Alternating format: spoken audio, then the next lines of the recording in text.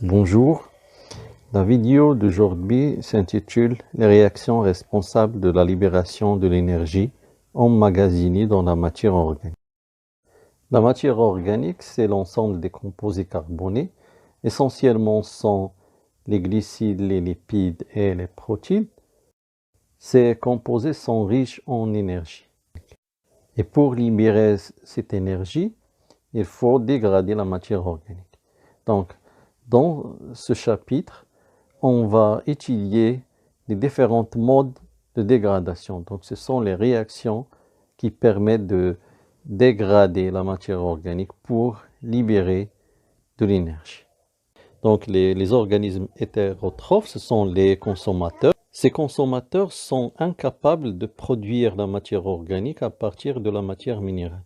Au contraire des organismes autotrophes qui sont les plantes chlorophylliennes, ces plantes, elles sont capables de produire la matière organique à partir de la matière minérale et le phénomène, c'est la photosynthèse.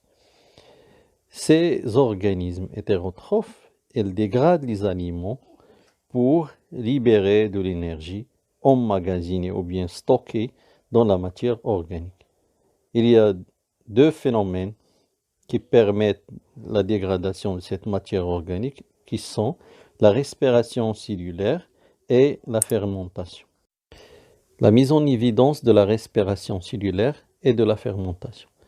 Donc, dans les slides suivants, on va étudier les différentes expériences qui permettent de mettre en évidence la respiration cellulaire et la fermentation.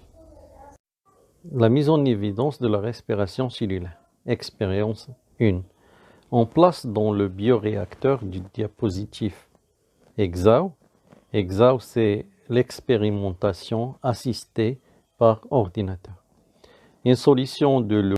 Les levures sont des champignons unicellulaires, bien oxygénés. Donc, le milieu est riche en oxygène, donc on dit que les réactions se passent en aérobie. Aérobie, c'est-à-dire milieu riche en oxygène. Et on utilise deux sondes, une sonde à dioxygène et une autre à dioxyde de carbone. Et on ajoute à T égale à 1 du glucose. Donc le glucose, c'est un ose, donc c'est un glucide et c'est de la matière organique. On a les levures qui sont les cellules.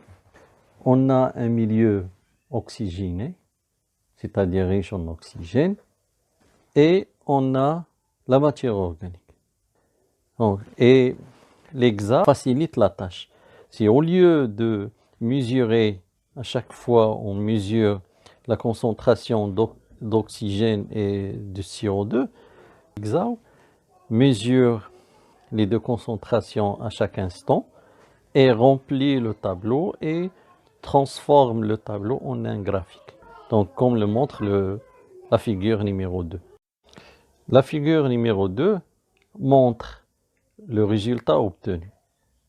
Donc, avant T1, c'est-à-dire avant l'injection du glucose, la concentration d'oxygène et de CO2 était constante.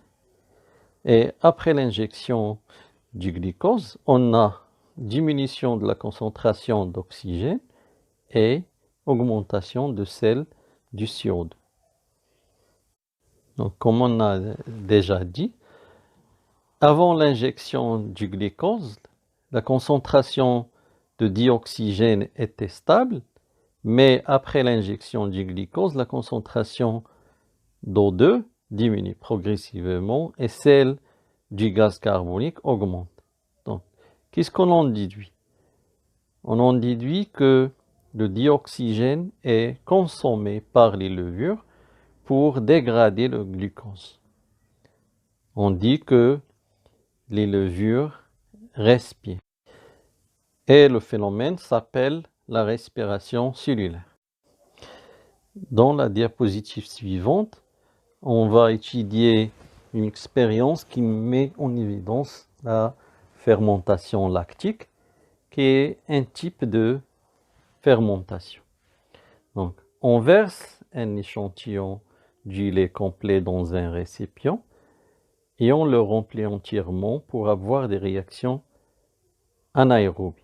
Anaérobie, c'est-à-dire en absence d'oxygène.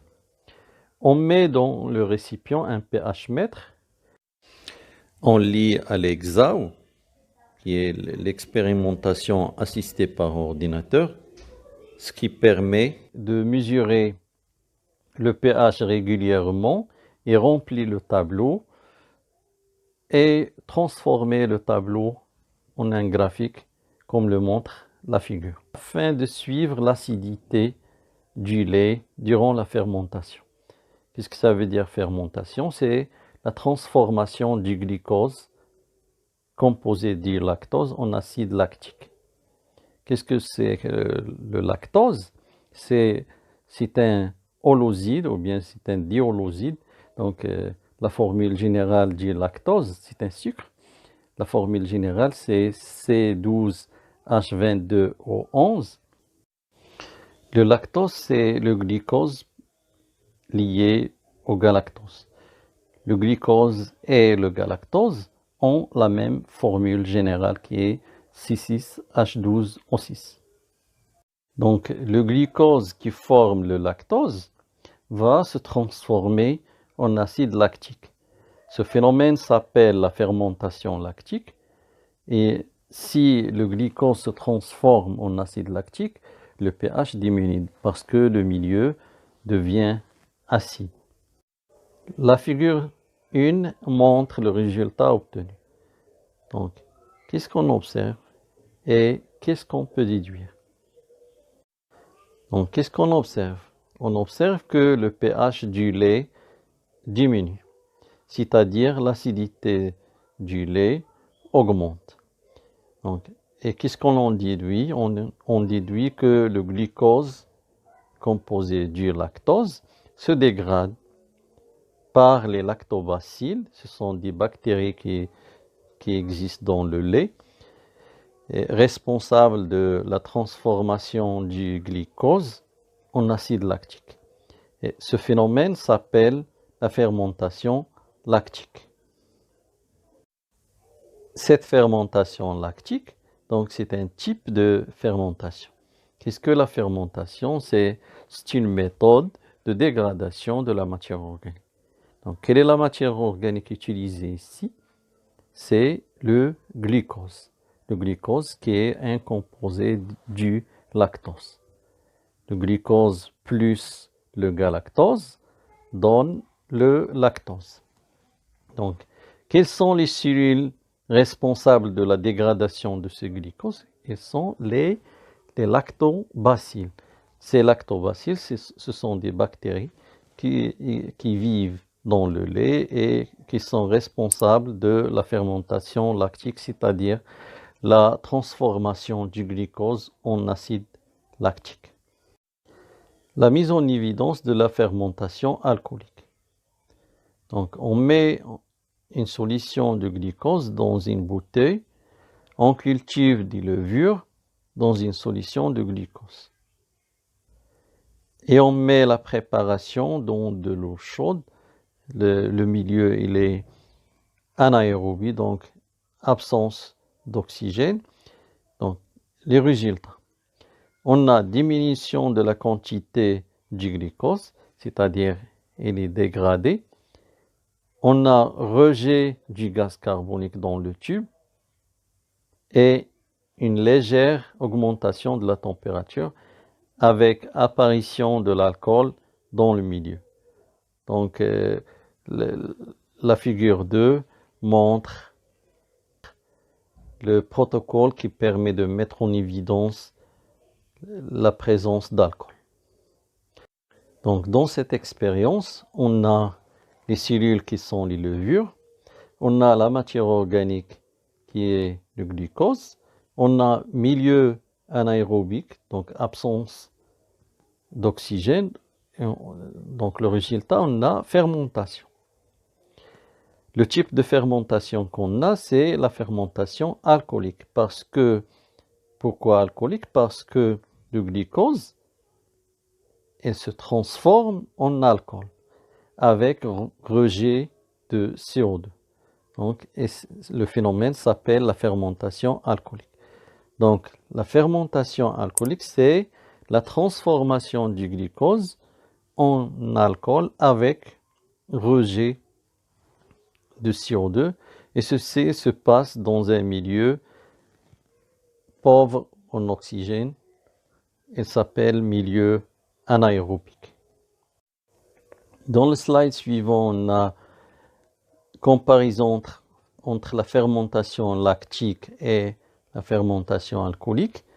La fermentation lactique est un mécanisme de dégradation partielle du glucose en anaérobie, c'est-à-dire en absence d'oxygène, et l'on résulte la formation de l'acide lactique sans rejet de CO2. Donc l'équation de la réaction, c'est le glucose va donner 2 molécules d'acide lactique. La formule du glucose, c'est C6H12O6. Par contre, celle de l'acide lactique, c'est CH3, CHOH, COOH. Et la fermentation alcoolique, c'est un mécanisme de dégradation partielle du glucose en anaérobie, c'est-à-dire en absence d'oxygène. Et l'on résulte la formation de l'éthanol, qui est un alcool, avec rejet du gaz carbonique. La formule, c'est glucose qui va donner 2 molécules de l'éthanol plus 2 molécules de CO2. Glucose C6H12O6 va se transformer en 2CH3CH2OH qui est l'éthanol plus 2 CO2. Donc, quelle est la différence entre la respiration et la fermentation? Donc, ce sont deux méthodes qui permettent de dégrader la matière organique pour libérer de l'énergie emmagasinée dans cette matière organique. Donc, pour extraire de l'énergie, les cellules dégradent le glucose selon 2 mécanismes. Premier mécanisme, c'est la respiration cellulaire. Elle se passe en aérobie, c'est-à-dire milieu riche en oxygène, et c'est la dégradation complète ou bien totale du glucose. Celui-ci va se transformer en CO2 et H2O. Ce sont des matières minérales sans valeur énergétique, c'est-à-dire elles ne stockent pas de l'énergie. Par contre, la fermentation, elle se passe en anaérobie, c'est-à-dire en absence d'oxygène, et c'est la dégradation partielle du glucose parce que le glucose il va se transformer en matière organique qui emmagasine encore de l'énergie. Donc dans le cas de la fermentation lactique, le glucose il va se transformer en acide lactique, et dans le cas de la fermentation alcoolique, le glucose il va se transformer en éthanol et CO2. Donc l'éthanol et l'acide lactique, ce sont des matières organiques qui emmagasinent encore de l'énergie. Donc, quelles sont les structures cellulaires qui interviennent dans les deux phénomènes? Le phénomène de la respiration cellulaire et le phénomène de la fermentation. Donc, les levures de bière est un champignon unicellulaire qui peut vivre dans un milieu riche en oxygène, c'est-à-dire aérobie, et dans un milieu sans oxygène, anaérobie. Donc, on cultive les levures dans 2 milieux. Le premier milieu riche en oxygène contenant du glucose. Après un jour, on observe une forte augmentation du nombre de levures et diminution de la quantité de glucose et celle de dioxygène, avec augmentation de la quantité d'H2O et de CO2 dans le milieu. Et l'observation microscopique montre que les cellules de levure sont riches en mitochondries. Les mitochondries sont des organites cellulaires qu'on trouve dans le cytoplasme. Donc, ils sont utilisés pour dégrader la matière organique qui est ici le glucose. Dans le deuxième milieu, c'est un milieu sans oxygène, c'est-à-dire anaérobie, et contenant du glucose, on observe qu'après un jour, une faible augmentation du nombre de levures avec diminution de la quantité de glucose et augmentation de la quantité des gaz carboniques avec formation de l'éthanol du milieu. Et l'observation microscopique montre que ces levures contiennent un petit nombre de mitochondries de petite taille. Donc, qu'est-ce qu'on en déduit de l'analyse de ces résultats? Alors, lors de la respiration, c'est-à-dire en présence d'oxygène, la dégradation du glucose nécessite des organites cellulaires spéciaux qui sont les mitochondries. Par contre, lors de la fermentation, la dégradation du glucose ne nécessite pas la présence de ces organites. Donc, la respiration et la fermentation commencent par une étape commune qui se déroule au niveau du hyaloplasme. Cette étape s'appelle la glycolyse. Les autres étapes de la respiration se passent au niveau des mitochondries. Qu'est-ce que ça veut dire hyaloplasme? Hyaloplasme, c'est le cytoplasme sans organite. Donc, qu'est-ce que le cytoplasme? C'est le hyaloplasme, c'est la substance essentielle dans laquelle baignent les organites cellulaires. Donc, l'ensemble de le hyaloplasme avec les organites cellulaires forme ce qu'on appelle le cytoplasme. La glycolyse, c'est la première étape de la respiration cellulaire. C'est aussi la première étape de la fermentation, soit fermentation lactique ou bien fermentation alcoolique. Donc, qu'est-ce que ça veut dire glycolyse? C'est la transformation du glucose en deux molécules d'acide pyruvique. Les étapes de la glycolyse, on l'étudie en classe en détail, mais l'élève ne doit pas les retenir. Donc, elle doit retenir seulement l'équation bilan de la glycolyse. Donc, je répète, on ne doit pas retenir les étapes de la glycolyse. Si on voit les étapes de la glycolyse, on trouve ce composé NAD+. C'est le nicotinamide adényne dinucléotide. C'est un accepteur d'hydrogène, c'est-à-dire de protons, H+. Donc, si on prend l'équation suivante, A plus NAD+, va donner NADH, H+, plus B.